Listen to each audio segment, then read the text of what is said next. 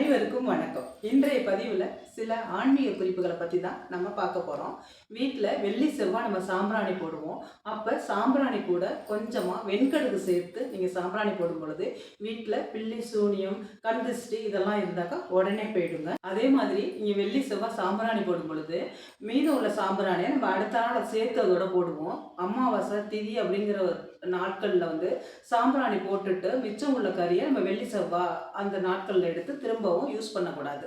அதை ஆறணுன்னா நீங்கள் வெளியில் கொட்டிடுங்க அந்த கறியை. அடுப்பு மேடை எப்போவுமே சுத்தமாக இருக்கணுங்க.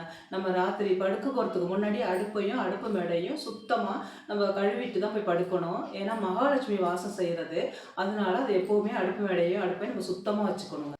அடுத்த டிப்ஸ் என்னன்னு பார்த்தீங்கன்னாக்கா, வீட்டில் துவரம்பருப்பு, சர்க்கரை, அரிசி, அப்புறம் வரமிளகாய் இதெல்லாம் எண்ணெய் இதெல்லாம் சுத்தமாக தீர்ந்து போகிற அளவுக்கு நம்ம விடக்கூடாது. கொஞ்சம் இருக்கும் பொழுதே வாங்கி வச்சுக்கணுங்க. இதெல்லாம் ரொம்ப முக்கியமானது. அதனால் இது சுத்தமாக சரியாக போகிற வரைக்கும் விடக்கூடாது. இது வறுமையை ஏற்படுத்தும். நம்ம சாமி படத்துக்கு பூ வைப்போம். அது ரொம்ப நாள் காஞ்சி அதிலேயே இருக்கக்கூடாது. அது எதிர்மறை ஆற்றலை ஈர்க்கும் தன்மை விடாது. அதனால் நம்ம மறுநாள் இன்னைக்கு வச்சோம்னா மறுநாளே அதை எடுத்து போட்டுறணும். சரியில் நீர் விழாவை தண்ணி வைப்போம். அந்த தண்ணியில் கொஞ்சமாக பூக்களை போட்டு வைங்க. ரொம்பவே நல்லது. அடுத்த குறிப்பு என்னன்னு பார்த்தீங்கன்னா, நம்ம வீடு எப்பொழுதும் நல்ல நறுமணத்தோடு இருக்கணுங்க. அதுக்கு ஒரு 5 ஏலக்காய், 5 கிராம்பு, கொஞ்சமாக பச்சை கற்பூரம் இது எல்லாத்தையும் சேர்த்து நல்லா நுணுக்கிட்டு நிலவாசல் 2 சைட்லையும் கால் படாத இடத்துல வைக்கணும். அதே போல் பூஜை அறையிலையும் கொஞ்சமாக வைங்க. இது நல்ல ஒரு மணமாக இருக்கும். லக்ஷ்மி தேவிக்கு இந்த நறுமணம் ரொம்ப பிடிக்கும்.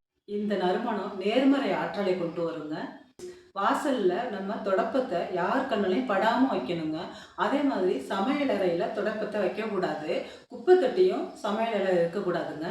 இந்த மாதிரி ஆன்மீக தகவல்களை தெரிஞ்சுக்கிறதுக்கு நம்ம சேனலை சப்ஸ்கிரைப் பண்ணி லைக் பண்ணிக்கோங்க. இந்த வீடியோ பார்த்ததுக்கு நன்றி.